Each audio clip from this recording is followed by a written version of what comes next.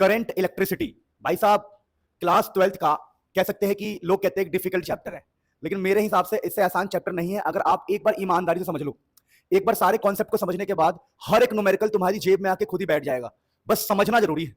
तो देखते हैं कि भाई इस चैप्टर में क्या है ऐसा। तो फटाफट अगर हम चैप्टर की बात करें, चैप्टर का नाम है करंट इलेक्ट्रिसिटी।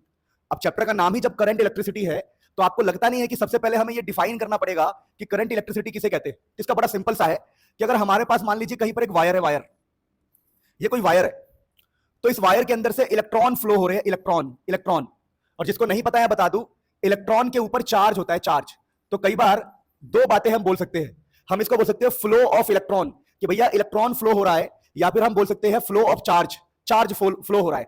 यानी आप इलेक्ट्रॉन का फ्लो भी बोल सकते हो, चार्ज का फ्लो भी बोल सकते हो। तो इलेक्ट्रॉन के लिए सिंबल ई होता है बेटा, और चार्ज के लिए सिंबल होता है क्यू। तो करंट इलेक्ट्रिसिटी किसे कहेंगे समझने का प्रयास कीजिए। तो अगर आप डेफिनेशन को देखेंगे तो लिखा हुआ है the study of electric charge in motion, the study of electric charge in motion. जब इलेक्ट्रिक चार्ज मोशन में होता है, इलेक्ट्रिक चार्ज मोशन में होने का मतलब क्या है कि जब आपका इलेक्ट्रॉन मोशन में होगा तो आप उसको करंट इलेक्ट्रिसिटी कहते हैं। कितना आसान है, कितना आसान है। तो व्हाट इज करंट इलेक्ट्रिसिटी? जब हमारा इलेक्ट्रॉन मोशन में होगा या हमारा इलेक्ट्रिक चार्ज मोशन में होगा तो हम बोलेंगे भैया हम करंट इलेक्ट्रिसिटी की बातें कर रहे हैं। फटाफट इसको एक बार नोट करो, एनालाइज करो, समझ में आया कि नहीं आया कमेंट करो, फिर हम आगे बढ़ते। सो नेक्स्ट टॉपिक की भैया ये अब इलेक्ट्रिक करंट किसे कहेंगे। फिर अब इलेक्ट्रिक करंट किसे कहेंगे, तो वही वाली बात है। देखिए कि अगर कोई वायर है हमारे पास, सपोज करो ये वायर है, तो इस वायर से कितना चार्ज फ्लो हो रहा है, चार्ज मतलब क्यू, कितना चार्ज फ्लो हो रहा है, flow of charge per unit time. और यहां पर एक और चीज ध्यान रखना, इसको बोलते हैं cross sectional area, cross sectional area, इसको बोलते हैं क्रॉस सेक्शनल एरिया। तो क्रॉस सेक्शनल एरिया से कितना चार्ज फ्लो हो रहा है पर यूनिट टाइम, उसी को करंट कहा गया है। तो डेफिनेशन देख लो भैया, flow of charge per unit time, flow of charge per unit time through a cross sectional area, उसी को हम कहेंगे इलेक्ट्रिक करंट। अब देखो भाई सिंबल ऑफ करंट हम 10th क्लास से देखते आए हैं कि करंट का सिंबल आई होता है। ओहो हो। और ऐसा यूनिट ऑफ करंट की अगर हम बात करें तो वो एम्पियर होता है। जैसे हमने लिखा भैया current is equal to 10 ampere, तो बहुत छोटी सी बात है। अब यहां पर कुछ एक्स्ट्रा पॉइंट मैं आपको पहले समझा दूं ताकि आपको दिक्कत ना हो। क्या एक्स्ट्रा पॉइंट हमें समझना है, एक बार देख लो कि हमें क्या क्या एक्स्ट्रा पॉइंट समझना है, एक बार देख लो प्यारे बच्चों। पहला एक्स्ट्रा पॉइंट ये समझना है कि देखो यार करंट का फॉर्मूला जो ये चार्ज अपॉन में टाइम है, इसको अलग अलग हिसाब से हम लिख सकते हैं। पहला हिसाब ये होगा कि कई बार करंट को लिखा जाता है dq बाई dt। ये dq बाई dt रिप्रेजेंट करता है इंस्टेंटेनियस करंट। तो जब भी कभी एग्जाम में आपसे इंस्टेंटेनियस करंट पूछेगा तो आपको डिफरेंशिएशन करना पड़ेगा प्यारे बच्चों, क्योंकि ये डिफरेंशिएशन है। तो मैं यहां पर मैं आपको कॉन्सेप्ट सिखा रहा हूं, जब मैं आपको क्वेश्चंस करवाऊंगा तो आपको अलग ही मजा आएगा, आनंद आएगा कि सर हाँ आपने बताया था dq बाई dt का मतलब होता है इंस्टेंटेनियस, और यहां पर डिफरेंशिएशन करना पड़ता है। और इसी करंट को एक बार लिखा जाता है आई एवरेज का बेसिक मतलब है टोटल चार्ज अपॉन में टोटल टाइम। बस टोटल चार्ज को टोटल टाइम से डिवाइड करो, आपको एवरेज करंट। तो दो तरीके करंट की बात की जाती है, इंस्टेंटेनियस एंड एवरेज करंट की बात की जाती है। बस याद रखना जब इंस्टेंटेनियस करंट आपसे बोलेंगे तो आपको डिफरेंशिएशन करना पड़ेगा, और एवरेज करंट में चिंता ही नहीं है, टोटल चार्ज अपॉन में टाइम। अब थोड़ा सा इसको, इस फॉर्मूले को और एक्सटेंड कर देते हैं कि देखो जब हम क्लास 12th के चैप्टर 1 में घुसे थे, चैप्टर 1 में तो सिखाया गया था कि चार्ज का फॉर्मूला होता है n इंटू में e। तो करंट का फॉर्मूला क्या हो जाएगा, देखो चार्ज अपॉन में टाइम, चार्ज को आप लिख सकते हो ne अपॉन में टाइम। ध्यान रखना चार्ज को ne लिख दिया बेटा, तो ne अपॉन में टाइम भी करंट का फॉर्मूला होता है, जहां पर n का बेसिक मतलब होता है नंबर ऑफ इलेक्ट्रॉन प्यारे बच्चों। तो इस प्रकार से नंबर ऑफ इलेक्ट्रॉन इनटू में e। अब कई लोग बोलेंगे हमें e का मतलब नहीं पता, कोई बात नहीं बेटा, आपके लिए अलग यूनिवर्स बनाया जाएगा जिसको e का मतलब नहीं पता।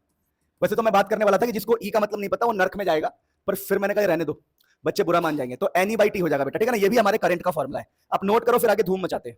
सो मेरे प्यारे बच्चों अब हम सीधा ओम्स लॉ की बात करेंगे। ये जो ओम साहब है, ओम साहब क्या कहते हैं इस बात को समझिए। ये हम बचपन से जानते हैं कि ओम साहब क्या कहते हैं। ओम साहब कहते हैं कि अगर भैया तुम्हारे पास कोई वायर है, जैसे मैंने कहा ये मेरे पास एक वायर है, और पोटेंशियल डिफरेंस लगाने का मतलब है कि आपने एक सेल लगा दिया। बेटा होता क्या है एक्चुअली में, ये जो सेल है, सेल, इस सेल की एक खास बात है, इस सेल का एक प्लेट पॉजिटिव होता है, दूसरा प्लेट नेगेटिव होता है। तो हम ऐसा मानते हैं कि सेल की वजह से हमारे वायर का एक तरफ पॉजिटिव हो गया है और वायर का दूसरी तरफ नेगेटिव हो गया, क्योंकि सेल का एक पॉजिटिव है दूसरा नेगेटिव। तो हमारे वायर के इस तरफ पॉजिटिव और इस तरफ नेगेटिव, तो हम बोलते देखो इस तरफ पॉजिटिव है इस तरफ नेगेटिव है, तो एक डिफरेंस है, इसी को बोला जाता है पोटेंशियल डिफरेंस क्रिएट होना। कुल मिलाकर कुछ नहीं, एक सेल जो है या एक बैटरी जो है प्लस और माइनस क्रिएट करता है। मतलब हम ऐसा कह सकते हैं कि इधर का हाई पोटेंशियल होगा, हम ऐसा कहते हैं कि भैया इधर का हाई पोटेंशियल है, हाई पोटेंशियल, और नेगेटिव का मतलब भैया लो पोटेंशियल, आपको पता होना चाहिए। तो प्यारे बच्चों हम ऐसा कहते हैं भैया एक तरफ हाई पोटेंशियल है एक तरफ लो पोटेंशियल है। तो अब हो क्या रहा है, जो हमारे ओम साहब कहना क्या चाहते हैं वो हम थोड़ा फील करेंगे, लेकिन हल्का सा बात को समझो कि जब एक सेल लगाते हैं तो होता क्या है। जब हम एक सेल लगाते हैं तो इस प्लस की तरफ इलेक्ट्रॉन अट्रैक्ट होंगे। वायर के अंदर होता है इलेक्ट्रॉन, इस वायर के अंदर इलेक्ट्रॉन होगा। बेटा आपको पता होगा कि दुनिया की हर चीज के अंदर इलेक्ट्रॉन होता है, तो ये कंडक्टर है, इसके अंदर इलेक्ट्रॉन है, तो ये इलेक्ट्रॉन जो है, इलेक्ट्रॉन इस प्लस की तरफ अट्रैक्ट होगा। अच्छा जी, यानी कि जब हम पोटेंशियल डिफरेंस लगाएंगे, यानी जब हम एक सेल लगाएंगे तो इलेक्ट्रॉन अट्रैक्ट होंगे, और इलेक्ट्रॉन अट्रैक्ट होंगे तो इलेक्ट्रॉन का मोशन आएगा, मोशन, और जब भी इलेक्ट्रॉन का मोशन आएगा तो करंट आएगा। यानी कि जब हम पोटेंशियल डिफरेंस लगाते हैं तो इलेक्ट्रॉन में मोशन आता है और मोशन से आता है करंट। तो लोगों ने ऐसे कह दिया, फिर ये ओम साहब ने कह दिया भैया whenever you apply potential difference there is current. बिल्कुल सही बात है, potential difference is directly proportional to current. लेकिन रियल में क्या हो रहा है, पोटेंशियल डिफरेंस से इलेक्ट्रॉन में मोशन आ रहा है और मोशन की वजह से करंट आ रहा है। फिर बोला गया कि यहां पर एक कांस्टेंट आएगा जिसका नाम होगा रेजिस्टेंस। तो रेजिस्टेंस क्यों, जब ये इलेक्ट्रॉन मोशन करेंगे तो आप टक्कर खाएंगे, इधर उधर टक्कर वक्कर खाएंगे। अब सोचो एक ही कमरे में 100 लोग अगर भागेंगे तो टक्कर तो खाएंगे, टक्कर खाएंगे तो रुकावट पैदा होगा, रुकावट पैदा होगा तो रेजिस्टेंस पैदा होगा। तो इसलिए बोलते हैं कि भैया यहां पर R फॉर रेजिस्टेंस, R का मतलब रेजिस्टेंस होता है। अब यही हमारा ओम्स लॉ है। बहुत ही सिंपल सी बात आपको समझना है कि देखिए ओम्स लॉ कहता है, ओम्स लॉ स्टेट्स दैट, आप खुद भी पढ़ सकते हैं, states that the potential difference across the wire is directly proportional to current in the wire. और ये सब अभी एक नॉर्मल टेम्परेचर रेंज में होता है। अब मैं आपको नॉर्मल टेम्परेचर रेंज का मतलब क्या है कि अगर बहुत हाई टेम्परेचर हो जाएगा तो ओम्स लॉ हमारा नहीं लगता है। तो ओम्स लॉ एक नॉर्मल टेम्परेचर रेंज के लिए है, V is equal to IR। अब प्यारे बच्चों यहां पर अब छोटी छोटी बातों को हमें समझना है कि जो ये ओम साहब है इन्होंने कुछ गाना गाया। ओम साहब ने क्या गाना गाया उस बात को हम समझते हैं। ओम साहब ने कहा देखो यार मेरा जो लॉ है V is equal to IR, या फिर जो भी आप बोलते हैं V is equal to R into में I। इसके लिए उन्होंने ग्राफ बनाया और दुनिया को समझाया कि देखो जब तुम V और I के बीच का ग्राफ बनाओगे ना तो एक स्ट्रेट लाइन आना चाहिए। अगर स्ट्रेट लाइन आ रहा है तो ओम्स लॉ वैलिड है, क्योंकि वो डायरेक्टली प्रोपोर्शनल की बातें करते हैं। और उन्होंने ये भी कहा कि अगर ये V है और ये I है और स्ट्रेट लाइन आ रहा है तो यहां पर अगर आप इस एंगल को कैलकुलेट करोगे ऐसे, इसको स्लोप कहा जाता है, स्लोप, अगर इस एंगल का tan थीटा निकालोगे तो रेजिस्टेंस के बराबर होगा। tan थीटा को उन्होंने स्लोप कहा बेटा, स्लोप, स्लोप। यानी हमने क्या सीखा, हमने ये सीखा कि भैया अगर V और I का ग्राफ है उसका एंगल tan थीटा यानी स्लोप रेजिस्टेंस के बराबर होता है। और बोला गया अगर कभी किसी का ऐसा ग्राफ आए, स्ट्रेट लाइन ग्राफ आए, तो वो होगा ओहमिक कंडक्टर, ओहमिक कंडक्टर। तो प्यारे बच्चों इसी को ओहमिक कंडक्टर कहा जाता है। जो ओम्स लॉ को फॉलो करे वो ओहमिक कंडक्टर होता है। अच्छा जी, अब मान लो किसी का ग्राफ ऐसा आ जाए, मैं एग्जांपल के तौर पे दूं आपको कि V और I के बीच का ग्राफ कुछ ऐसे हो जाए, टेढ़ा हो जाए, या हम ऐसे कहें कि भैया V और I का ग्राफ कुछ ऐसे जाके ऐसे हो गया, तो आपको मैं एक बात क्लियरली बता दूं कि इस ग्राफ में यहां से लेके यहां तक स्ट्रेट लाइन है, स्ट्रेट लाइन देखो, स्ट्रेट लाइन है, ऑलमोस्ट O से लेके A तक स्ट्रेट लाइन है। तो हम बोलेंगे देखिए O से लेके A तक ही ओहमिक बिहेवियर है, ओहमिक बिहेवियर, ओहमिक बिहेवियर है प्यारे बच्चों। जब प्यारे बच्चों हम A से लेके आगे जाते हैं मान लो D तक, तो A से लेके D तक हमारा नॉन ओहमिक, ये ओहमिक नहीं है बेटा, नॉन ओहमिक। रीजन क्या है बेटा, A से लेके A के बाद आपका स्ट्रेट लाइन नहीं है, यानी स्ट्रेट लाइन तक ही आपका ओम्स लॉ वैलिड होगा। A और D, A से लेके D तक ओम्स लॉ वैलिड नहीं है। अब प्यारे बच्चों ओम साहब ने एक और बातें बोली, तो जो A से D तक है नॉन ओहमिक है, या कह सकते हैं कि ये नॉन ओहमिक कंडक्टर है, नॉन ओहमिक कंडक्टर जो ओम्स लॉ को नहीं मान रहा है। तो ओम्स लॉ को ना मानने का ग्राफ क्या हो जाएगा, ग्राफ हो जाएगा आपका टेढ़ा, सीधा नहीं होगा। अब मेरे प्यारे बच्चों यहां पर इसी ग्राफ का एक वैरायटी भी है जो कई बार एग्जाम में पूछा जाता है कि अगर हम यहां पर I लिख दे, यहां पर V लिख दे तो क्या होगा। तो यहां पर दोबारा स्ट्रेट लाइन आएगा, लेकिन इस बार जब आप थीटा निकालोगे तो tan थीटा 1/r के बराबर होगा। क्यों सर, देखो पहले V और I था, अगर आप फोकस करो, अगर आप हल्की सी बुद्धि लगाओ तो पहले बेटा V और I था, अब बेटा I और V है, तो उल्टा हो जाएगा, tan थीटा r की जगह tan थीटा 1/r हो जाएगा। तो हमने सीखा ohmic conductor, non ohmic conductor, और हमने ये सीखा कि जब जब स्ट्रेट लाइन रहेगा, जब जब स्ट्रेट लाइन रहेगा तब तक हमारा ओम्स लॉ वैलिड रहेगा। सो अब नेक्स्ट टॉपिक वो है जो हमने पहली बार इसको बचपन में देखा था, तो हम थोड़े से परेशान हो गए थे कि ये क्या वाला है। देखो R का मतलब रेजिस्टेंस होता है, सब जानते हैं। यहां पर ये जो रो है, रो, इस रो को देख लो, यहां पर दिखाया गया है कि इसे रेजिस्टिविटी कहा जाता है। अभी रेजिस्टिविटी क्या होता है समझते हैं। देखिए ये होता है प्रॉपर्टी ऑफ अ मटेरियल। अब तुम बोलोगे मुझे समझ नहीं आया प्रॉपर्टी ऑफ अ मटेरियल क्या है, भी समझाऊंगा। और ये होता है डिफरेंट फॉर डिफरेंट मटेरियल। जैसे मैं एग्जांपल लेता हूं, मैंने कहा देखो यार हमारे पास ये कॉपर है, कॉपर, हमारे पास ये कॉपर है, तो इसकी रेजिस्टिविटी मान लो 40 है। और हमारे पास एक ये मान लो आयरन है, आयरन लोहा, तो इसकी रेजिस्टिविटी मान लो 60 है। तो कॉपर के लिए रेजिस्टिविटी अलग होगा, आयरन के लिए रेजिस्टिविटी अलग होगा। तो रेजिस्टिविटी होता है डिफरेंट फॉर डिफरेंट मटेरियल। लेकिन ये प्रॉपर्टी ऑफ मटेरियल होता है। इससे क्या मतलब है आपका, इससे ये मतलब है अगर मेरे पास छोटा सा लोहा है, छोटा सा लोहा आयरन, और उसकी रेजिस्टिविटी मान लो 60 है, तो एक बहुत बड़े आयरन, अगर एक बड़ा आयरन है तो उसकी रेजिस्टिविटी भी 60 रहेगी, क्योंकि वो प्रॉपर्टी ऑफ मटेरियल है।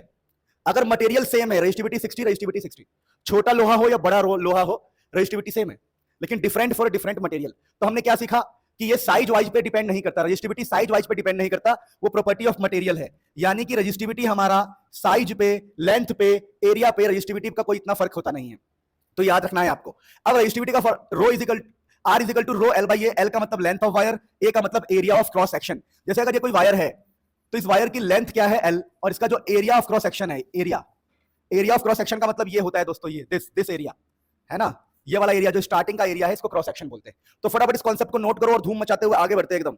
सो प्यारे बच्चों, करंट डेंसिटी हमारा अगला टॉपिक है। करंट डेंसिटी के लिए सिंबल चुना गया है जे। अब ये करंट डेंसिटी क्या होता है, देखो सपोज करो we have a wire, suppose करते हैं कि हमारे पास एक वायर है, तो हमें यह फील करना है कि इस वायर से अगर करंट जा रहा है आई, और इसका जो क्रॉस सेक्शनल एरिया है ए, एरिया जो है यहां पर ए है, तो कुछ नहीं करना, जे का मतलब होता है बेटा करंट पर यूनिट एरिया। जे जो है करंट पर यूनिट एरिया हमारा होता है करंट डेंसिटी।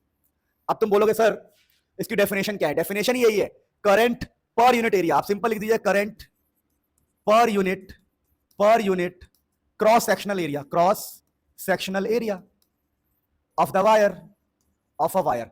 कितना करंट पर यूनिट एरिया जा रहा है वही करंट डेंसिटी होता है।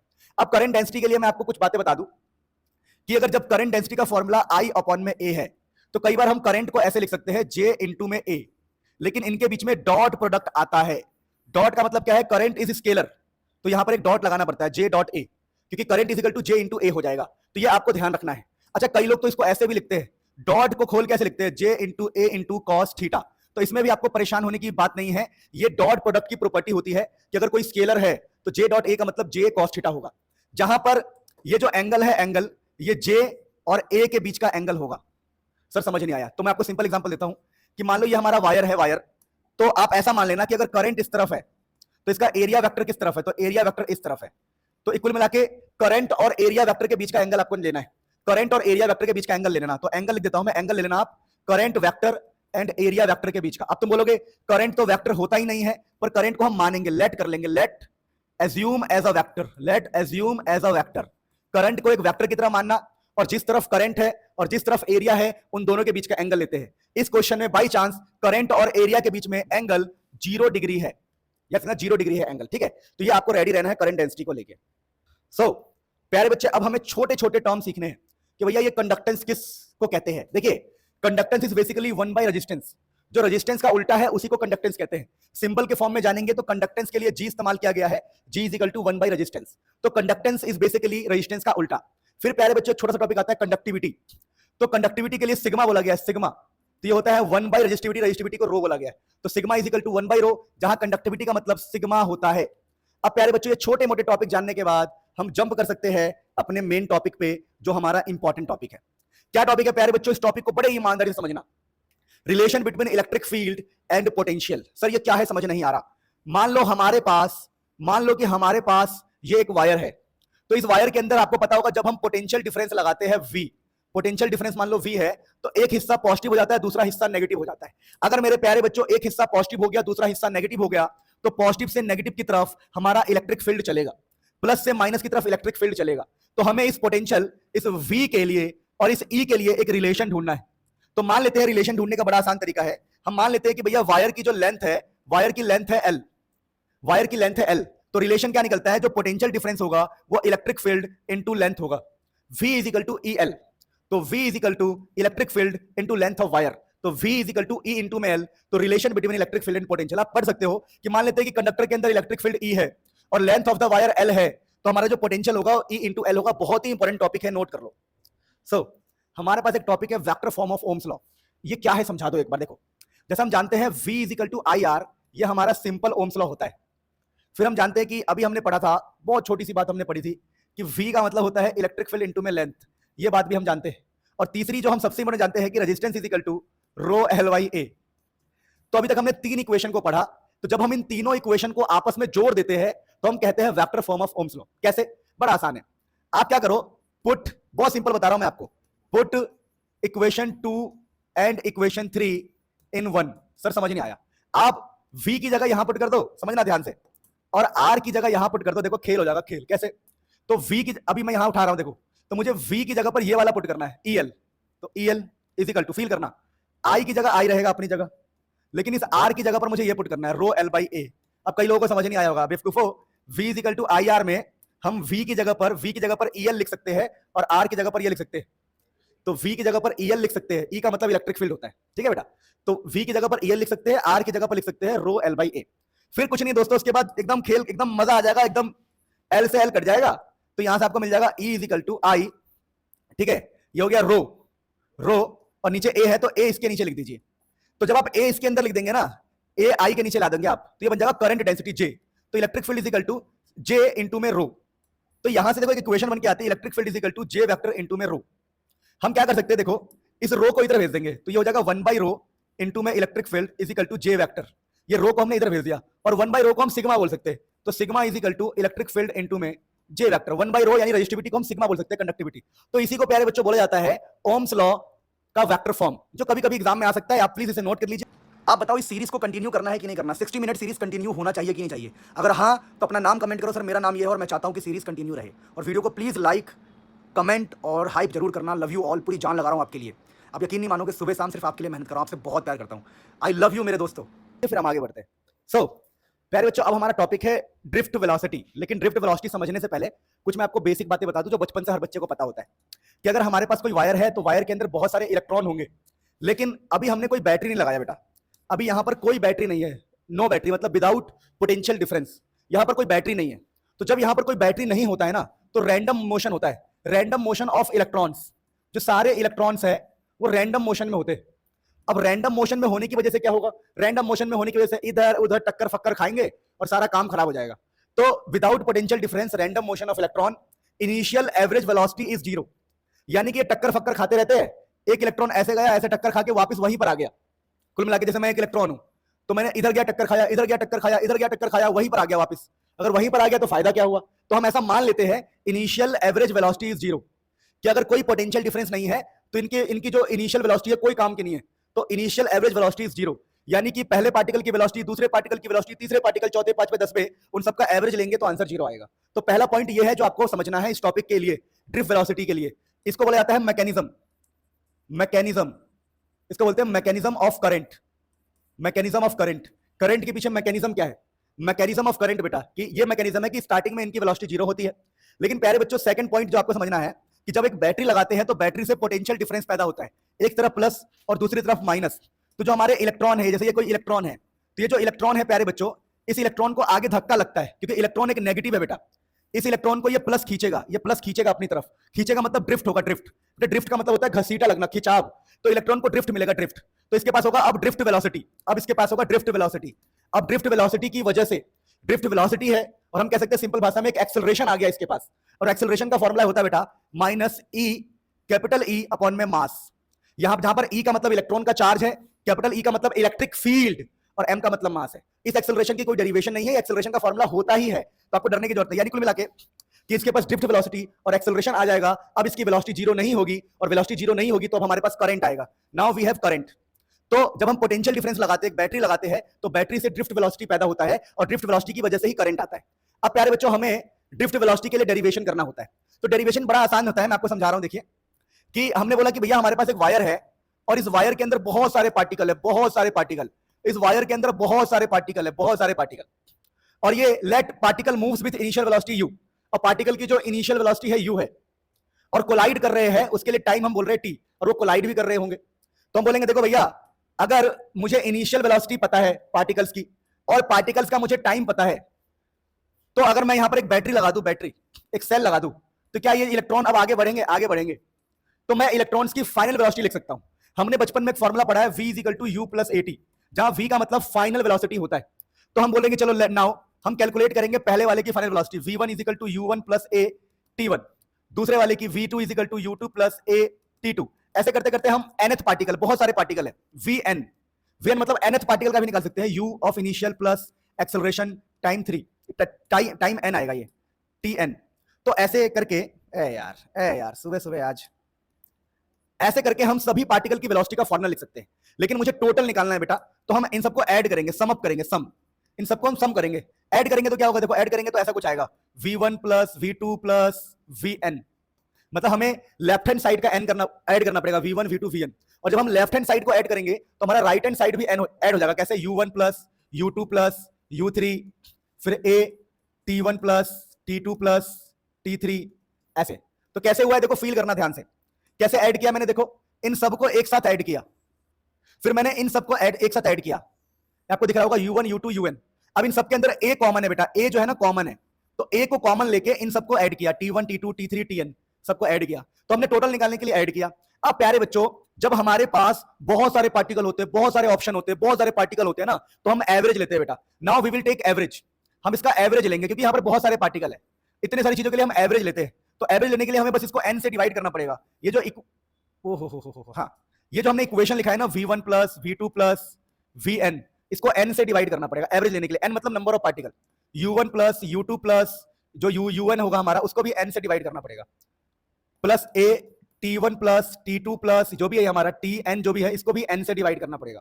सो प्यारे बच्चों, जब हम n से डिवाइड करेंगे तो क्या होगा? देखो ये हो जाएगा average velocity of all the particle, v1 v2 जितने भी पार्टिकल है उन सबका एवरेज वेलोसिटी, उन सबके एवरेज वेलोसिटी को हम बोलेंगे vd। vd मतलब ड्रिफ्ट वेलोसिटी।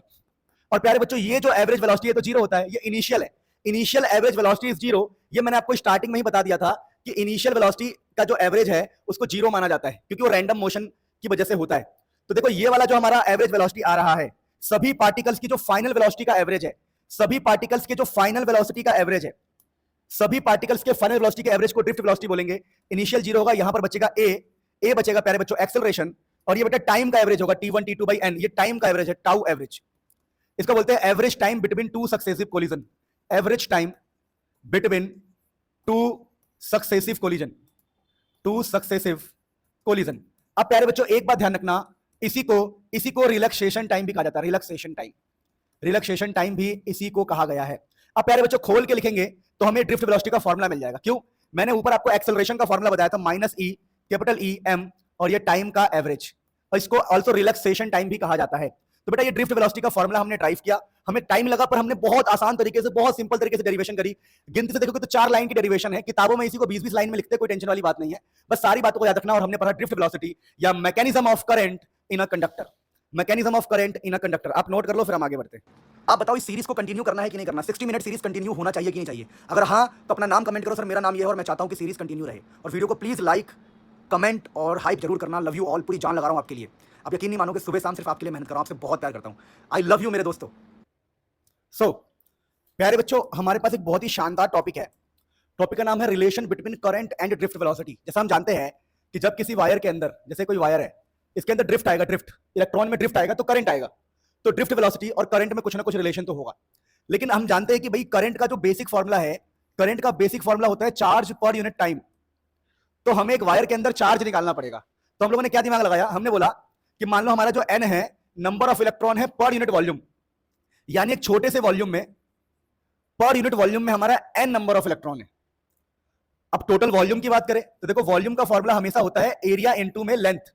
तो एरिया ऑफ क्रॉस सेक्शन और लेंथ को मल्टीप्लाई करेंगे, टोटल वॉल्यूम आएगा। तो हम कह रहे हैं कि हमने n माना है पर यूनिट वॉल्यूम में। अच्छा जी, यानी कि एक वॉल्यूम में n माना, तो AL वॉल्यूम में क्या होगा, n इंटू में AL, n इंटू में AL। तो वही कह रहा हूं मैं, देखो हमने यूनिट वॉल्यूम में n इलेक्ट्रॉन माना है, तो हमारा वॉल्यूम AL है, तो हमें AL से n को मल्टीप्लाई करना पड़ता है। इसको रट्टा ही मार लो, अगर समझने वाली बहुत सिंपल सी बात है कि एक वॉल्यूम में n है तो AL वॉल्यूम में ALN होगा। जैसे एक वॉल्यूम में अगर n है तो 10 वॉल्यूम में 10n होगा, तो AL वॉल्यूम में क्या होगा, ALN। बहुत बढ़िया जी।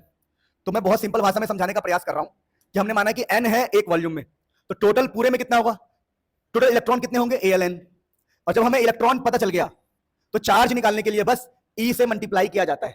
कैसे? हम लोगों ने पढ़ा है Q is equal to number of electron into में E। इसी को तो क्वांटाइजेशन ऑफ चार्ज कहते हैं कि नंबर ऑफ इलेक्ट्रॉन को E से मल्टीप्लाई करोगे तो आपको चार्ज मिलेगा। अब एक बार अगर हमें चार्ज का ज्ञान हो गया बेटा, तो बहुत आसान तरीके से लिख सकते हैं current is equal to Q by T। तो चार्ज की वैल्यू कितनी है, ALNE है चार्ज की वैल्यू, और टाइम क्या है, टाइम T। अब कुछ नहीं करना, देखो यहां पर आपको L दिख रहा होगा, L मतलब डिस्टेंस, और नीचे दिख रहा होगा टाइम। तो A अपनी जगह रहेगा, N अपनी जगह रहेगा, E अपनी जगह रहेगा। ये जो डिस्टेंस अपॉन टाइम है, इसी को हम वेलोसिटी बोलेंगे बेटा। क्यों? क्योंकि इलेक्ट्रॉन अगर यहां से चलना स्टार्ट करे, समझना इस बात को, इलेक्ट्रॉन अगर यहां, अबे यार समझ नहीं रहे इस बात को, इलेक्ट्रॉन अगर यहां से चलना स्टार्ट करे तो कितना डिस्प्लेसमेंट कवर करेगा, L के बराबर।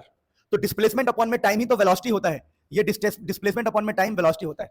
क्योंकि चार्ज की जगह पर हमने एल एन पुट किया है, एल एन, जहां एल का मतलब लेंथ है, लेंथ मतलब डिस्प्लेसमेंट। तो बेटा इसी को बोलते हैं करंट और ड्रिफ्ट वेलोसिटी का formula. I is equal to area, drift velocity को बोलते हैं बेटा वीडी। जहां मैं आपको बता दूं कि हमने जो ये पढ़ा है ना, कहां पढ़ा है ये जो हमने पढ़ा है ड्रिफ्ट वेलोसिटी एवरेज, तो ड्रिफ्ट वेलोसिटी क्या है बेटा, वीडी। वीडी का मतलब है ड्रिफ्ट वेलोसिटी।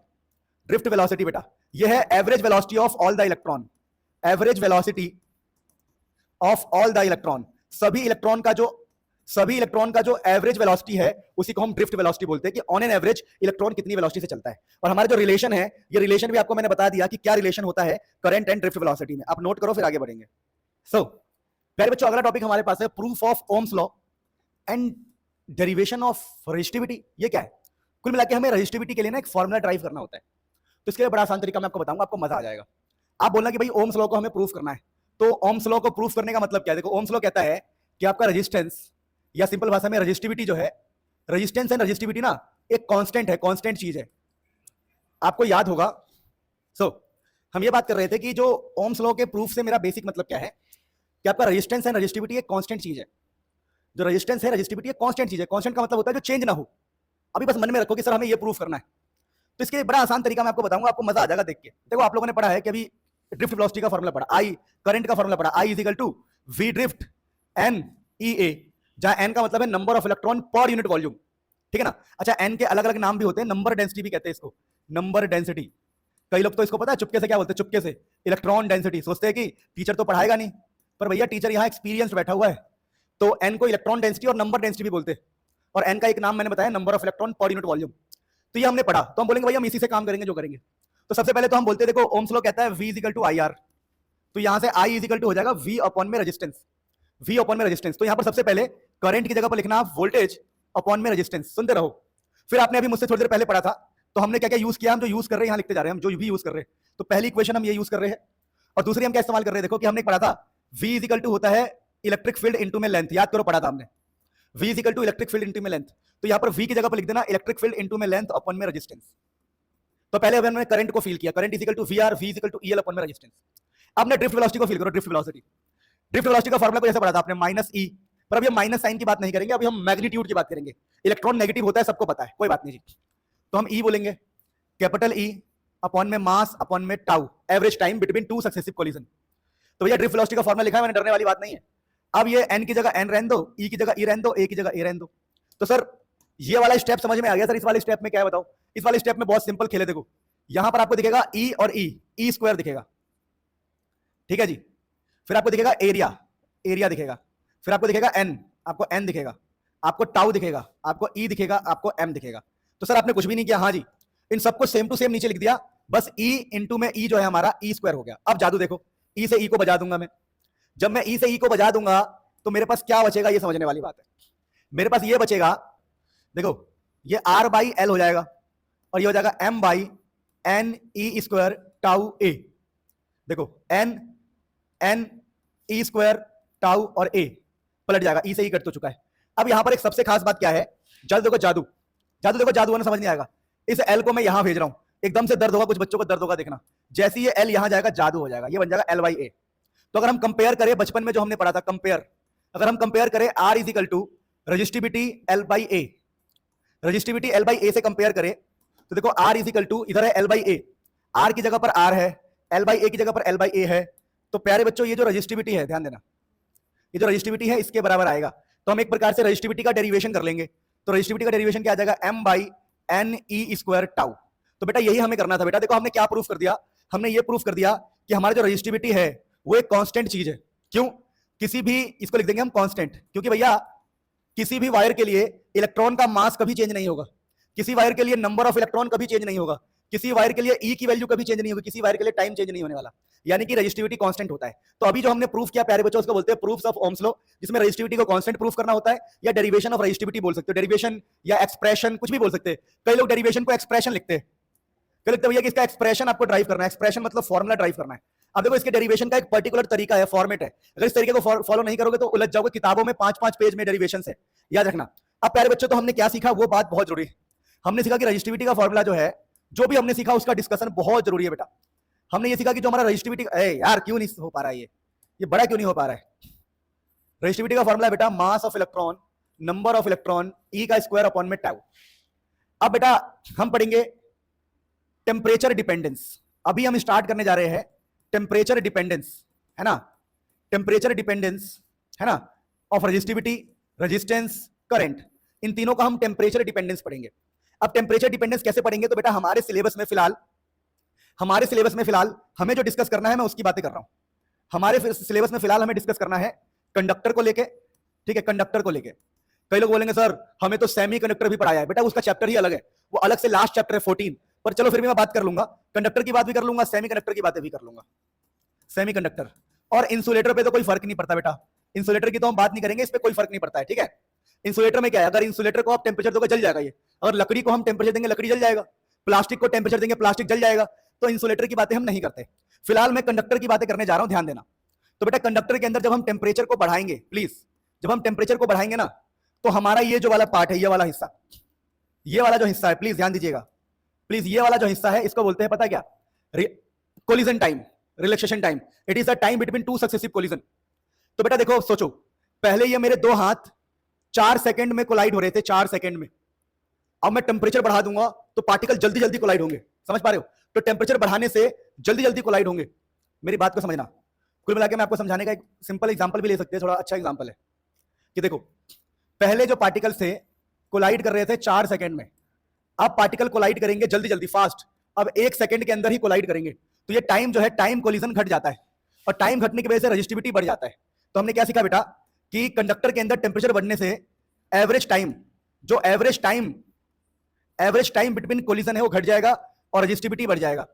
और याद रखना बेटा रेजिस्टिविटी बढ़ने से रेजिस्टेंस भी बढ़ेगा, और रेजिस्टेंस बढ़ने से करंट घट जाएगा। तो कंडक्टर के अंदर टेम्परेचर बढ़ाने से करंट घट जाता है, कंडक्टर के अंदर टेम्परेचर बढ़ाने से करंट हमारा घट जाता है। अब प्यारे बच्चों यहां पर कुछ बातें हैं जो आपको बहुत ही ज्यादा गहराई से समझनी है कि टेम्परेचर बढ़ने से टाइम घटा, टाइम घटने से रेजिस्टिविटी बढ़ा, रेजिस्टेंस बढ़ा, करंट घटा। और करंट घटने का मतलब है कि आपकी ड्रिफ्ट वेलोसिटी भी घट गई। आप ये भी लिख सकते हो कि भैया हमारी ड्रिफ्ट वेलोसिटी जो है, ड्रिफ्ट वेलोसिटी वो भी घट जाएगा। करंट घटने का यही तो मतलब है कि आपके ड्रिफ्ट वेलोसिटी पर भी फर्क पड़ेगा। बात समझ पा रहे हो, क्या वेलोसिटी पर भी फर्क पड़ रहा है। तो ये कंडक्टर की बातें हैं, ये बात आपको ध्यान रखनी है। अच्छा एक बार अगर हम कॉपर के लिए ग्राफ बना ले, रेजिस्टिविटी और टाइम, कंडक्टर के लिए ग्राफ बना ले रेजिस्टिविटी और टेम्परेचर के साथ, तो ग्राफ ऐसा आता है बेटा कि समय के साथ इसकी रेजिस्टिविटी बढ़ती है, रेजिस्टिविटी बढ़ रही है बेटा। अगर हम बात करें सेमी कंडक्टर की बात करें, तो सेमी कंडक्टर में पीछे क्या कॉन्सेप्ट होता है, जब आप टेम्परेचर को बढ़ाते हो बेटा, जब आप टेम्परेचर को बढ़ाते हो ना, तो सेमी कंडक्टर में क्या होता है इसको मैं आपको बता दूं, देखिएगा ध्यान से, इसे हटा देते हैं। सेमी कंडक्टर में क्या होता है प्यारे बच्चों कि यहां पर ना एन की वैल्यू बढ़ जाती है बहुत ज्यादा, एन की वैल्यू, और एन की वैल्यू बढ़ जाने से रेजिस्टिविटी घट जाता है, क्योंकि सेमी कंडक्टर के अंदर नए इलेक्ट्रॉन्स पैदा होने, नए इलेक्ट्रॉन्स स्टार्ट हो जाते हैं बहना, जो अच्छे से आप चैप्टर में पढ़ोगे जब सेमीकंडक्टर पढ़ोगे। फिलहाल मैं आपकी इतनी हेल्प कर सकता हूं कि बता सकता हूं नए नंबर ऑफ इलेक्ट्रॉन्स आने स्टार्ट हो जाएंगे, क्योंकि वो सेमीकंडक्टर है, उसके अंदर सारे इलेक्ट्रॉन पहले नहीं थे, अब इलेक्ट्रॉन्स आने स्टार्ट हो जाएंगे टेम्परेचर की वजह से, इलेक्ट्रॉन्स फ्री हो जाएंगे, फ्री। तो इसमें क्या है, टेम्परेचर जब बढ़ता है ना बेटा तो एन बढ़ जाता है, और बेटा जब एन बढ़ जाएगा ना, नीचे का बढ़ेगा तो ऊपर का घटेगा बेटा, तो इसकी रेजिस्टिविटी घट जाती है, और रेजिस्टिविटी घटेगी तो ऑब्वियसली करंट बढ़ जाएगा बेटा, तो करंट यहां पर बढ़ जाता है। अगर इसके लिए अगर हम ग्राफ की बात करें रेजिस्टिविटी वर्सेस टेम्परेचर, तो इसका ग्राफ कुछ ऐसा आएगा कि रेजिस्टिविटी घटेगी टेम्परेचर के साथ, रेजिस्टिविटी घटेगी टेम्परेचर के साथ प्यारे बच्चों। तो ये कुछ हमने पढ़ा। अब थोड़ा सा हम अलॉयज के बारे में भी बात कर लेते हैं, थोड़ा सा हम अलॉयज के बारे में बात कर लेते हैं। अलॉयज देखो बेटा, अलॉयज क्या होता है, mixture of metal, mixture of metal. तो जब हम अलॉयज के बारे में पढ़ना हमने स्टार्ट किया तो हमें पता लगा कि रेजिस्टिविटी वर्सेस टेम्परेचर के ग्राफ की बात करें तो इसके ग्राफ पर इतना ज्यादा फर्क नहीं पड़ता है, इसका ग्राफ ऑलमोस्ट मतलब कोई ज्यादा फर्क नहीं पड़ता। अलॉयज में होता है less temperature dependence, less temperature dependence on resistivity, on resistivity, resistivity पे टेम्परेचर से इतना फर्क नहीं पड़ता है अलॉयज में, इसीलिए अलॉयज का इस्तेमाल किया जाता है बहुत जगह पे, क्योंकि टेम्परेचर से उस पर इतना फर्क नहीं पड़ेगा। तो आई होप आप समझ गए होंगे कि हमारा खेल क्या चल रहा है। कंडक्टर के अंदर टाइम वाला फैक्टर है, याद रखना, कंडक्टर के अंदर टाइम वाला फैक्टर है कि टाइम घट गया, अब जल्दी जल्दी कोलाइड हो रहे। सेमी कंडक्टर के अंदर एन वाला फैक्टर है कि एन बढ़ जाता है, और इंसुलेटर पे कोई इतना खास फर्क है नहीं, और अलॉयज पर भी कोई खास फर्क नहीं पड़ता है टेम्परेचर से, रेजिस्टिविटी को कोई फर्क नहीं पड़ता है। सो प्यारे बच्चों, कई बार ऐसा होगा कि आपसे बोलेंगे देखो जब हमारा टेम्परेचर 10 डिग्री सेल्सियस है तो हमारा रेजिस्टेंस है जो R1 है, जब टेम्परेचर T1 है 10 डिग्री, रेजिस्टेंस है मान लो 5 ओम। बोलेंगे भैया हमने टेम्परेचर को कर दिया 20 डिग्री सेल्सियस, तो रेजिस्टेंस कितना होगा, यानी कि टेम्परेचर बढ़ाने से रेजिस्टेंस भी चेंज होगा। तो बेटा उसके लिए फॉर्मूला है, सेम रेजिस्टेंस के लिए सेम रेजिस्टिविटी के लिए। देखिए R2 मतलब final resistance is equal to initial bracket 1 plus alpha change in temperature. अब अल्फा क्या होता है? Alpha is temperature coefficient of resistance, temperature coefficient of resistance, ठीक है, कोफिशिएंट ऑफ रेजिस्टेंस भी बोलते हैं इसको, कोफिशिएंट ऑफ रेजिस्टेंस। तो ये बेटा अल्फा होता है। सेम एक क्वेश्चन करवाऊंगा रेजिस्टिविटी के लिए, क्या होगा? रो 2 इज इक्वल टू रो 1, पहला वाला 1 plus alpha change in temperature. चलो एक क्वेश्चन करके दिखाता हूं। मान लो इस क्वेश्चन के लिए जो अल्फा है, कोफिशिएंट है, वो वैल्यू दे रखी है 2, और मुझे इस क्वेश्चन में R2 निकालना है। तो R2 is equal to R1, initial value कितनी है? 5, 1 प्लस अल्फा, अल्फा की वैल्यू 2 है, ये रहा 2, change in temperature, delta T का मतलब चेंज इन टेम्परेचर। तो 10 डिग्री से 20 डिग्री में चेंज कितने का आया? चेंज आया 10 का। कितना बढ़ा? 10। तो डेल्टा टी की जगह आप 10 लिख दोगे। इस क्वेश्चन को सॉल्व करोगे, आंसर आपकी जेब में। सेम रेजिस्टिविटी के लिए भी सॉल्व करना है। मोबिलिटी, देखिए मोबिलिटी क्या होता है, जैसे कि अगर हमारे पास एक वायर है, सपोज करो ये वायर है, तो इस वायर में जब हम पोटेंशियल डिफरेंस लगाते हैं तो अंदर इलेक्ट्रिक फील्ड पैदा होता है ना, और इलेक्ट्रिक फील्ड की वजह से ये प्लस माइनस लगाया हमने, पोटेंशियल डिफरेंस, तो हम कहते हैं इधर का हिस्सा प्लस हो जाएगा, इधर का हिस्सा माइनस। तो प्लस से माइनस की तरफ इलेक्ट्रिक फील्ड होता है। तो इलेक्ट्रिक फील्ड के अपोजिट डायरेक्शन में इलेक्ट्रॉन का मोशन होता है, इलेक्ट्रॉन का मोशन होता है। क्यों? क्योंकि जो प्लस वाला है इस इलेक्ट्रॉन को अपनी तरफ खींचता है, तो इलेक्ट्रिक फील्ड लगाने से मोशन पैदा होता है। तो मोबिलिटी का मतलब ही होता है एक प्रकार से मूवमेंट, इसका मतलब ही मूवमेंट होता है। तो मोबिलिटी क्या होता है बेटा? कितना ड्रिफ्ट वेलोसिटी पैदा हो रहा है, ड्रिफ्ट वेलोसिटी, इसको ड्रिफ्ट मिलता है, drift velocity developed per unit applied electric field, इसी को मोबिलिटी बोलते हैं। तो मोबिलिटी का सिंबल होता है म्यू, और ये होता है drift velocity developed per unit electric field. तो drift velocity developed per unit electric field applied is mobility. तो ये बात आपको याद रखनी है, बड़ा सिंपल सा टॉपिक है, कोई बड़ी बात नहीं है, हम इसके ऊपर क्वेश्चंस भी करेंगे अभी थ्योरीज पढ़ने के बाद। सो सिंपल सा टॉपिक है, सबको आता है बचपन से, resistance in series and parallel. लेकिन जब हम फ्यूचर में क्वेश्चन करेंगे तो आपको कुछ बातें पता होना चाहिए। सीरीज में क्या होता है कि हम लोग ऐसे रेजिस्टेंस को लगाते हैं सीरीज में, रेजिस्टेंस मतलब रुकावट, R1, R2, R3, जिसको हम सीरीज में लगाते हैं ना, तो इन सबकी जगह टोटल क्या होगा? इन सबकी जगह इक्विवेलेंट क्या होगा?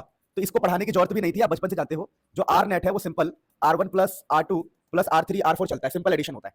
या फिर इसको R इक्विवेलेंट भी बोलते हैं, R इक्विवेलेंट, जो कि है R1 plus R2 plus something. कई बार ऐसा होता है कि ये सब चीजें एग्जाम में पूछी भी नहीं जाती, क्योंकि ये बड़ा आसान है। अगर हम पैरेलल की बात करें तो पैरेलल में क्या होगा प्यारे बच्चों? सबको पता है, ये सब छोटी छोटी बातें होती है। पैरेलल में एक ऊपर होगा तो दूसरा उसके नीचे, तीसरा उसके नीचे, तो ये बातें पता होती है। तो मान लो ये R1 है, ये R2 है, ये R3 है, तो आपसे कोई बोले टोटल निकालो, तो पैरेलल में ऐसे निकालते हैं, 1/R net is equal to 1/R1 plus 1/R2, ऐसे चलता रहता है बेटा। अब यहाँ पर सर आप पढ़ा क्यों रहे हो? हमें पहले से पता है। यहाँ पर क्या बात है आपको याद रखनी है बेटा, कि जब कोई सीरीज में होता है, सीरीज में एक के बाद एक के बाद एक, तो सीरीज में क्या याद रखना है बेटा, कि करंट जो है, करंट वो सेम रहेगा। यहाँ पर करंट की वैल्यू हमेशा सेम रहेगी। R1, R2, R3 में करंट की वैल्यू सेम होगी। यहाँ पर याद रखना बेटा, करंट की वैल्यू अलग अलग हो सकती है। इन तीनों आर्म में, तीनों के अंदर करंट डिफरेंट होगा, और यहाँ लेकिन वोल्टेज सेम होगा। दो चीजें होती है बेटा, एक करंट और एक वोल्टेज।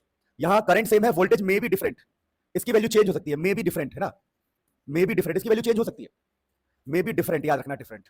इसमें क्या है, वोल्टेज तो हमेशा सेम रहेगा, इसमें करंट में भी डिफरेंट, इसमें करंट की वैल्यू आपको डिफरेंट नजर आ सकती है, मे बी डिफरेंट। तो ये बात आपको याद रखनी है कि सीरीज में हमारा करंट सेम और वोल्टेज में हमारा, सॉरी पैरेलल में हमारा वोल्टेज सेम होता है। सो अब हमारे पास काफी इंपॉर्टेंट टॉपिक है ईएमएफ एंड पोटेंशियल डिफरेंस। तो एक बार ईएमएफ को समझ लेते हैं। तो ईएमएफ से पहले मैं आपको बता दूं, एक सेल के बारे में हल्का समझो। अगर हमारे पास एक सेल है, तो सेल को हमने 10th क्लास में ऐसे बनाया था, लेकिन आज के टाइम पर ना कहा जाता है कि सेल का भी कुछ ना कुछ रेजिस्टेंस होगा, क्योंकि ये सेल है। जब इस सेल को हम बनाएंगे तो इसका कुछ ना कुछ अपना रेजिस्टेंस होगा। तो एक छोटा सा यहाँ पर रेजिस्टेंस बनाया जाता है, इसको बोलते हैं इंटरनल रेजिस्टेंस। स्मॉल आर का मतलब होता है इंटरनल रेजिस्टेंस। तो बेटा सेल में ना, सेल में रुकावट भी होता है। तो हम एक सेल को ऐसे बनाते हैं कि देखो सेल की जो अब देखो सेल के पास बोलते हैं इसके पास ईएमएफ है, ईएमएफ। तो ईएमएफ ई है, देखो हम ईएमएफ की बात कर रहे हैं, ईएमएफ। तो एक सेल का ईएमएफ ई है और इंटरनल रेजिस्टेंस आर है। तो हमें इसी ईएमएफ को समझना है, ये ईएमएफ क्या होता है। देखो ईएमएफ को समझना बड़ा आसान है कि अगर हमारे पास कोई सर्किट है, सपोज करो ये सर्किट है, तो ईएमएफ का ये मतलब होता है, जैसे इस सेल की ईएमएफ की बात करें तो ईएमएफ का मतलब समझना, it is the amount of work done, ये वर्क डन होता है, work done in bringing unit positive charge once around the complete circuit. Sir समझ नहीं आया। कह रहा है कि मान लो कि ये हमारा एक यूनिट पॉजिटिव चार्ज है। यूनिट पॉजिटिव चार्ज का मतलब हो गया फॉर एग्जांपल 1 कूलम। यूनिट मतलब 1, पॉजिटिव मतलब प्लस का 1 कूलम। तो यूनिट पॉजिटिव चार्ज को अगर हम यहां से उठा के once around the complete circuit पूरे में घुमा दे तो कितना वर्क डन करना पड़ेगा। तो ईएमएफ का मतलब होता है it is the amount of work done, कि ईएमएफ कुछ भी नहीं है, यह है work done in bringing unit positive charge. ये वर्क डन है एक यूनिट पॉजिटिव चार्ज को ब्रिंग करने में, घुमाने में, once around the complete circuit. तो भैया कुछ भी नहीं है, ईएमएफ एक प्रकार से वर्क डन होता है। ईएमएफ का मतलब हो गया work done per unit charge. EMF का मतलब होता है work done per unit charge, कि कितना वर्क डन करना पड़ रहा है पर यूनिट चार्ज को घुमाने के लिए once around the complete circuit. अच्छा जी, तो सर ये पोटेंशियल डिफरेंस क्या होता है समझाओ। तो पोटेंशियल डिफरेंस का मतलब होता है कि मान लो हमारे पास एक सर्किट है और इस सर्किट में यहां पर कोई चीज लगा हुआ है ए, कोई ए नाम का डिवाइस लगा हुआ है सपोज करो, तो पोटेंशियल डिफरेंस का मतलब होता है कि एक मान लो एक पॉइंट है ये एक्स और ये पॉइंट है वाई, तो एक्स से वाई तक में कितना वर्क डन करना पड़ेगा, तो it is the amount of work done bringing a unit positive charge one point to another, यानी पोटेंशियल डिफरेंस भी work done per unit charge है, पोटेंशियल डिफरेंस भी work done per unit charge है, लेकिन ये एक पॉइंट से दूसरे पॉइंट तक लिखा है ना, one point to another point, उसमें क्या है work done per unit charge once around the complete, और यह है work done per unit charge one point से अनदर पॉइंट का। आप नोट करो फिर हम आगे बढ़ते हैं। अब एक सेल का सिंपल सेटअप याद रखो, काम आएगा कि एक सेल के अंदर लोड होता है, लोड मतलब जैसे मान लो हमने बल्ब लगा दिया, बल्ब, तो बल्ब को हम लोड करेंगे और उसके रेजिस्टेंस को हम कहेंगे आर, आर का मतलब एक्सटर्नल रेजिस्टेंस, भैया एक सेल के अंदर एक रेजिस्टेंस लगाया गया, बल्ब लगाया गया, लोड लगाया गया, क्योंकि जो बल्ब लगाएंगे उसमें रेजिस्टेंस तो होगा ही होगा, और स्मॉल आर का मतलब है सेल का इंटरनल रेजिस्टेंस, उसके पास भी एक रेजिस्टेंस है। अब ये बेटा ईएमएफ है ई, तो देखो यहां पर एक रिलेशन हम पढ़ेंगे कि जो पोटेंशियल डिफरेंस होगा वो ई माइनस आई आर होगा।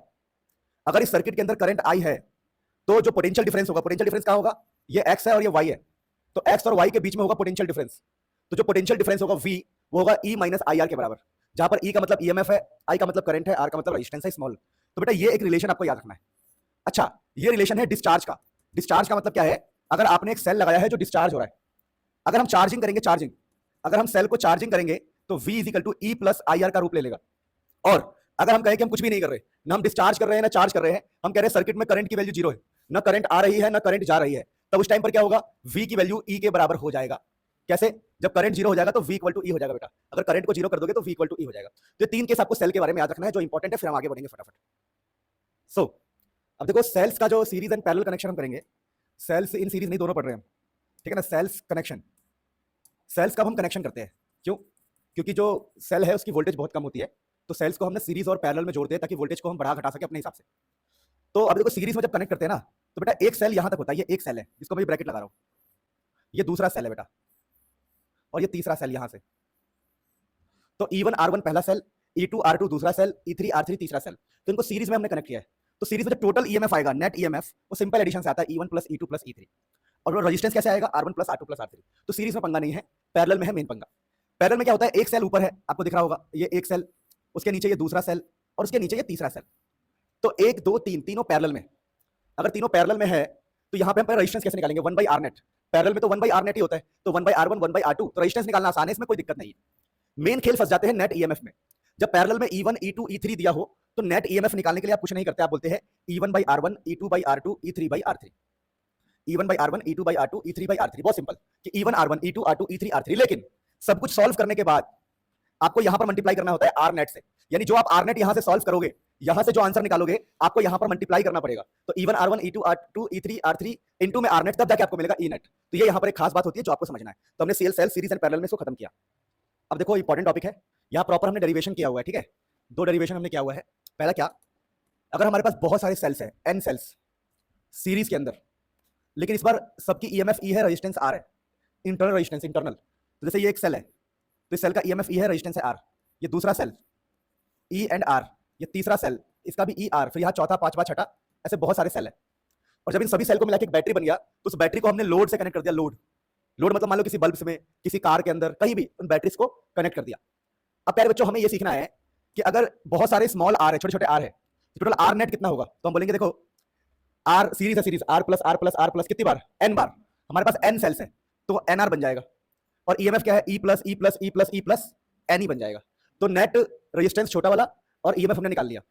अब ओम्स लॉ को याद करोगे ना, तो ओम्स लॉ कहता है कि करंट हमेशा होता है टोटल वोल्टेज अपॉन में total resistance, total voltage upon में रेजिस्टेंस, या टोटल कह सकते टोटल। तो यहाँ पर टोटल ईएमएफ है कितना, एन ई के बराबर, टोटल ईएमएफ इतना है, टोटल ईएमएफ अपॉन में रेजिस्टेंस। तो रेजिस्टेंस क्या है, एक तो एनआर है स्मॉल वाले, जो स्मॉल वाले एनआर, लेकिन एक लोड भी तो हमने लगा रखा है, लोड, तो एनआर हो गया सभी छोटे वाले को मिला के, और एक कैपिटल आर। तो ये करंट का डेरिवेशन होता है, बड़ा इजी डेरिवेशन होता है, ये एग्जाम में बहुत कम चांस होता है आने का। तो यहाँ पर लिखेंगे फॉर मैक्सिमम करंट। अगर हमें मैक्सिमम करंट चाहिए तो ध्यान रखना खास बात क्या है, यहाँ पर आर की वैल्यू को हाई लिया जाता है। अगर हम जो लोड लेंगे, लोड इसकी वैल्यू हाई लेंगे तो सर्किट में करंट मैक्सिमम हो जाता है। ये कॉन्सेप्ट आपको याद रखना है और ये करंट का फॉर्मूला आपको याद रखना है। अब पहले बच्चों बात करते हैं एन सेल्स इन पैरेलल। अगर हमारे पास सेल्स जो है वो पैरेलल में है तो क्या होगा। अगर हमारे पास एन सेल्स है और वो एन सेल्स बेटा पैरेलल में है, ध्यान देना, N cells in parallel, each EMF E resistance R. तो पैरेलल में अगर हम नेट रेजिस्टेंस निकालेंगे आर आर आर, तो 1 by R net is equal to 1 by R 1 by R 1 by R 1 by R N times, तो N by R आएगा। और इसी को उल्टा करेंगे तो नेट रेजिस्टेंस आएगा बेटा आर बाई एन, क्योंकि हमें उल्टा भी करना पड़ेगा। ये 1 बाई आर नेट है, हम उल्टा करेंगे इसको, आर नेट करेंगे तो आर बाई एन आ जाएगा हमारा आंसर, ठीक है। तो हमें नेट ये तो मिल गया, छोटे वाले तो हमने सॉल्व कर लिए। अब बड़े वाले की बात करते हैं। तो पैरेलल में बेटा सबका ईएमएफ सेम है, तो बोलेंगे जो हमारा टोटल ईएमएफ आएगा ना वो भी ई के बराबर ही रहेगा। याद रखना मैंने बताया था कि पैरेलल में अगर इसका सेम है, इसका सेम है, इसका सेम है, तो टोटल भी सेम के बराबर ही आता है। तो पैरेलल में जो टोटल ईएमएफ होगा वो एक के ईएमएफ के बराबर होगा। कितनी खास बात है कि पैरेलल में टोटल ईएमएफ एक के ईएमएफ के बराबर होगा। अब बात करते हैं करंट की, तो भैया करंट का तो यही फॉर्मूला होता है, टोटल ईएमएफ तो ई के बराबर ही है, पूरा ईएमएफ एक के बराबर है। रेजिस्टेंस क्या होगा, एक तो आर है, आर कौन, लोड। इसे हम लोड को कनेक्ट करेंगे बेटा, इससे किसी लोड को कनेक्ट किया जाएगा इस बैटरी से, इस सेल से हम बनाएंगे बैटरी, ये बैटरी को एक लोड से कनेक्ट करेंगे। तो टोटल ईएमएफ ई है, रेजिस्टेंस आर और R by N, R and R by N. तो देखो करंट का फॉर्मूला क्या होगा, टोटल ईएमएफ ओम्स लगाओ, वी अपन में रेजिस्टेंस, तो वी की जगह पर ई लिख देंगे, रेजिस्टेंस हो गया R plus R by N. अब ये एलसीएम लेंगे तो एन ऊपर चला जाएगा, N E N R plus R. तो ये करंट का फॉर्मूला है। जैसा कि ये पैरेलल है तो यहाँ पर आर की वैल्यू मस्ट बी लो, यहाँ पर कैपिटल आर की वैल्यू हमें कम रखना पड़ता है, तब जाके हमें मैक्सिमम करंट मिलता है। तो सीरीज में कैपिटल आर की वैल्यू हाई रखनी होती है और पैरेलल में कैपिटल आर की वैल्यू लो रखनी होती है ताकि करंट हमें मैक्सिमम मिले। यार बच्चों इस क्वेश्चन की डेरिवेशन हमारे एनसीईआरटी में नहीं है, ये जो टॉपिक है मैं आपको एक्स्ट्रा करवा रहा हूं, हमारे एनसीईआरटी में इसकी कोई खास बात नहीं की गई है। क्या लिखा हुआ बेटा, लिखा हुआ है mixed grouping of cells, cells का मिक्स ग्रुपिंग। अब तुम्हें बड़ा अजीब लगेगा कि मिक्स ग्रुपिंग का क्या मतलब है। देखो मिक्स ग्रुपिंग का ये मतलब होता है बहुत सारे सेल्स लिए जाते हैं, बहुत सारे सेल्स और बहुत सारे स्मॉल आर वाले, और सेल्स को सीरीज में लगाया जाता है, सीरीज में। तो हम लेते हैं एन सेल्स इन सीरीज। यहाँ खास बात है कि 1 2 3 4 5 6 ऐसे एन सेल्स सीरीज में लेते हैं, और जो ऊपर हमने लिया उसको रिपीट करते हैं, 1 2 3 4 5 6 ऐसे करते रहते हैं। तो बोला गया कि एन सेल्स हम सीरीज में लेते हैं और M times repeated in parallel rows. जैसे ये एन है, जैसे मैं एग्जांपल देता हूं कि मैंने इधर 10 सेल्स लगा दिया, 10 सेल्स, और इसी 10 को मैं रिपीट करूंगा, 1 2 3 4, तो 10 हो गया, हमारा एन की वैल्यू 10 हो गई और एम की वैल्यू हमारी 4 हो गई। क्यों, हमने कितनी बार रिपीट किया है, 1 2 3 4, और ये 5 बार हो गया ना, 5, तो हमने 5 बार रिपीट किया है। हमने 10 सेल्स को लिया और 5 बार रिपीट किया, 1 2 3 4 5, तो एन की वैल्यू 10 हो गई, एम की वैल्यू 5 हो गई। अगर आप 10 इंटू 5 करेंगे तो आपको मिलेगा 50 सेल्स, जो कि पूरे सेल्स के बराबर है। देखो 10 20 30 40 50, यानी जब हम m क्रॉस n करते हैं तो हमें टोटल सेल्स मिल जाते हैं। कितने सेल्स है टोटल, तो n cells in series, m times हम इसको पैरेलल में रिपीट करेंगे और टोटल सेल्स का मतलब होगा m क्रॉस n।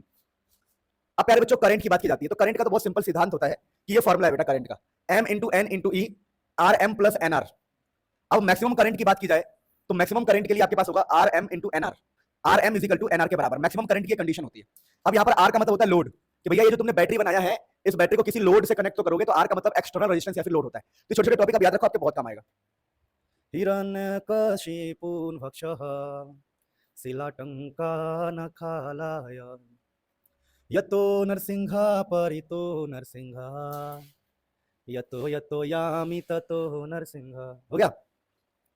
अब देखो हम पढ़ेंगे Kirchhoff's law in Wheatstone bridge, है ना।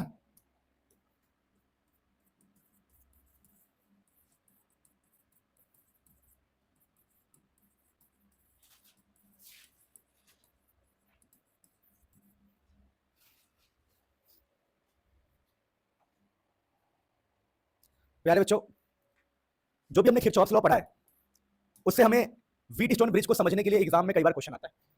तो ये व्हीटस्टोन ब्रिज क्या होता है पहले वो समझो। देखो कहते हैं कि 4 रेजिस्टेंस होंगे, 1 2 कॉर्नर्स पे 4 रेजिस्टेंस होंगे ऐसे, और बीच में एक रेजिस्टेंस होगा जिसको बोलते हैं जी। बेटा जी का मतलब होता है गैल्वेनोमीटर, ये एक करंट नापने की मशीन होती है जी, इसको गैल्वेनोमीटर बोलते हैं, बता रहा हूं मैं। जी का मतलब है एक रेजिस्टेंस बेटा, रेजिस्टेंस। ये एक डिवाइस होता है, डिवाइस करंट के लिए, एक डिवाइस होता है करंट को नापने के लिए, जो आप अगले चैप्टर में पढ़ोगे, मूविंग कॉइल गैल्वेनोमीटर। तो ये मेरे पास एक डिवाइस है जी, और बगल में रेजिस्टेंस है पी क्यू आर एस। तो और यहां पर हम लगाते हैं बैटरी, सोर्स लगाते हैं, सोर्स। तो इसको बोलते हैं व्हीटस्टोन ब्रिज, इसको बोलते हैं बेटा व्हीटस्टोन ब्रिज। लेकिन ध्यान रखना जब जी के अंदर करंट की वैल्यू 0 हो जाए, यानी जब बीच वाले के अंदर कोई भी करंट नहीं होता है, नो करंट, जी के अंदर कभी भी नो करंट हो जाए, नो करंट, तो यहां एक बहुत ही प्यारी घटना घटती है।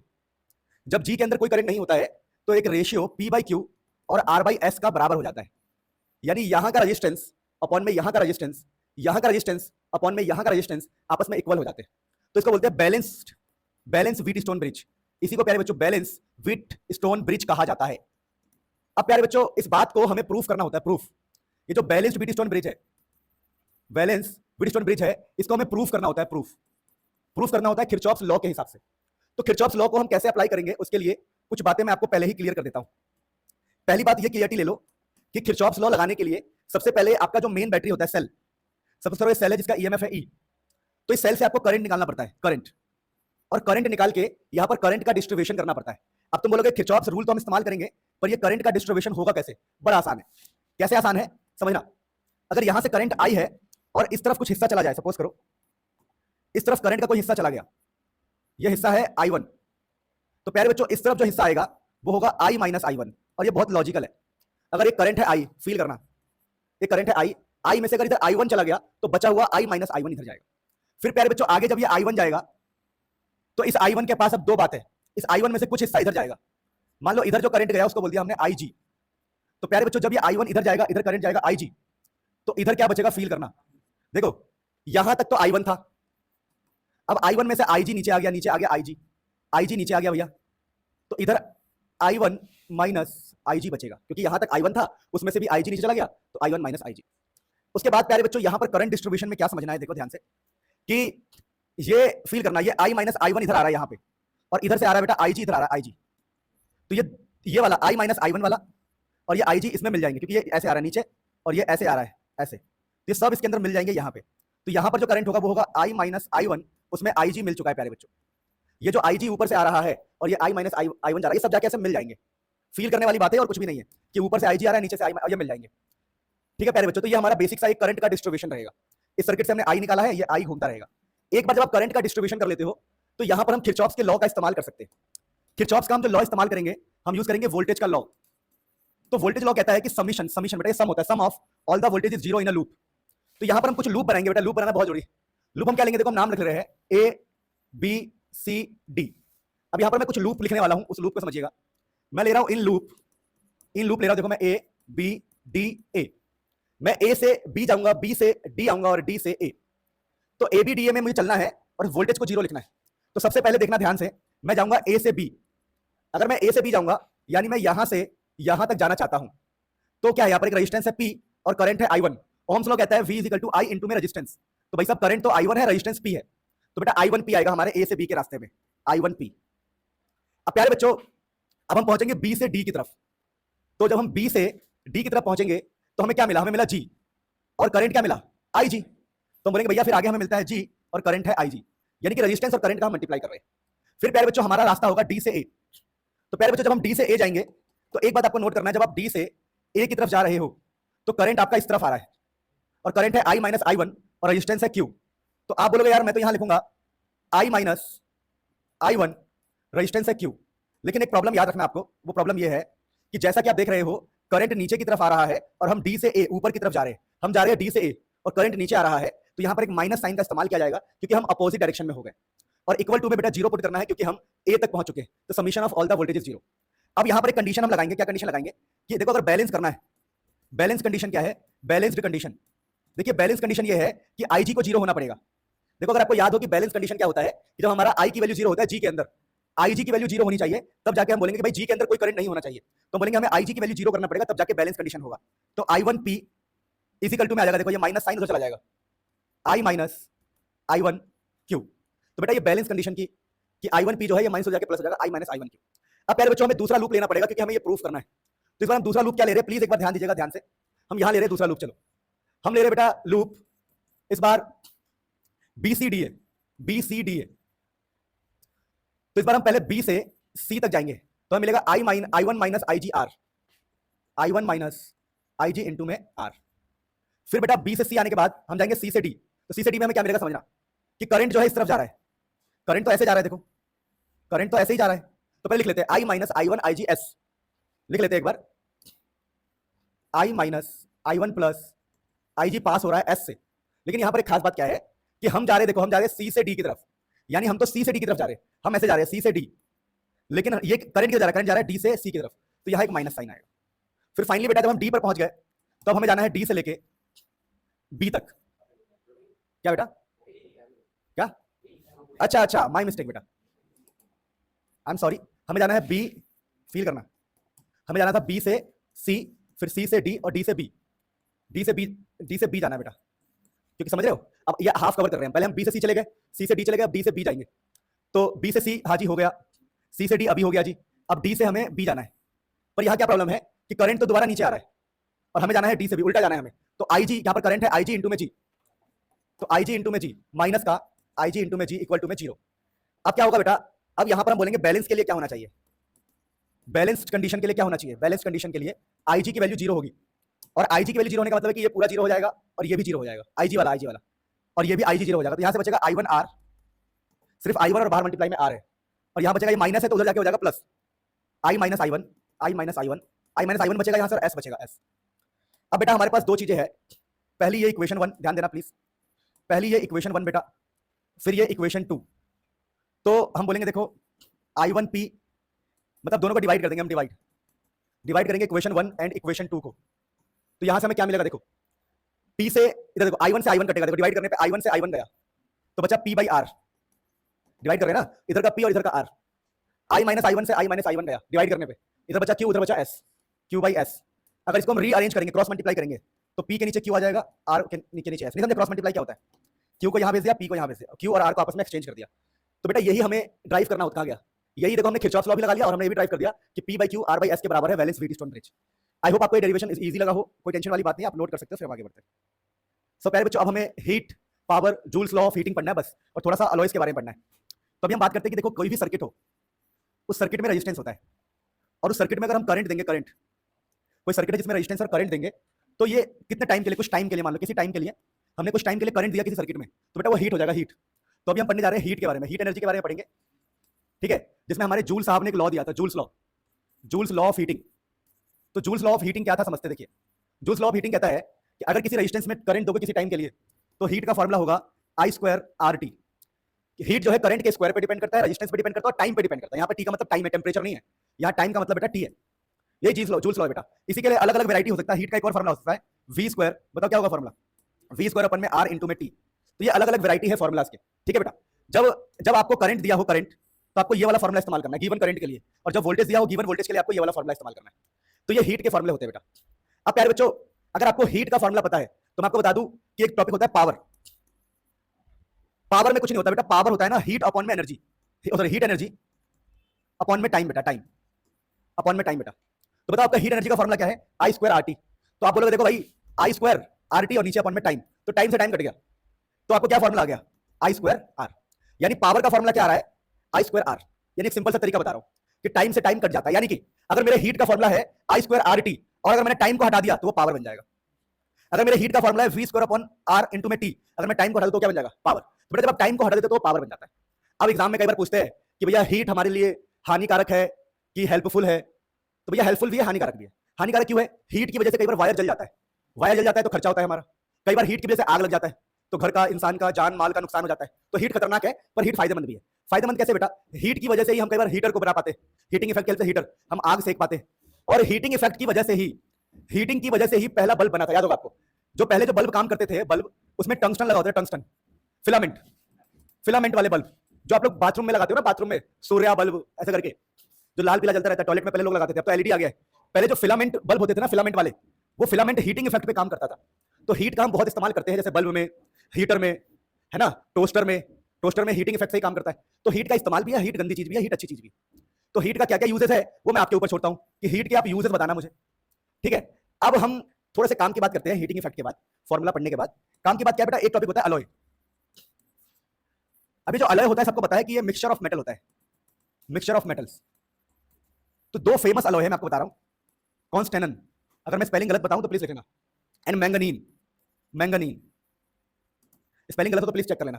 तो कॉन्स्टेनन एंड मैंगनीन दो अलॉय है, मिक्सचर ऑफ मेटल, ये बहुत फेमस है। अब आपको बताना है कि ये फेमस क्यों है, मैं अलॉय के बारे में बता चुका हूं वैसे पहले कि अलॉय का जो टेम्परेचर से इसके रेजिस्टेंस पे कोई फर्क नहीं पड़ता है, और रेजिस्टेंस से मतलब टेम्परेचर से इसके रेजिस्टेंस पे, रेजिस्टिविटी पे फर्क नहीं पड़ता, तो इसको हम इस्तेमाल कर सकते हैं कहीं भी, टेम्परेचर से फर्क ही नहीं पड़ रहा ज्यादा। तो आंसर तो मैंने बता दिया, पर आप फील करना। अब इस चैप्टर में मेन टॉपिक हम डिस्कस कर चुके हैं, कुछ भी ऐसा है नहीं कि जो डिस्कस करना पड़े। हीटिंग इफेक्ट के बारे में आप खुद पढ़ लेना कि भैया हीटिंग इफेक्ट का क्या क्या एप्लीकेशन है, ठीक है बेटा, फटाफट इसे नोट करो।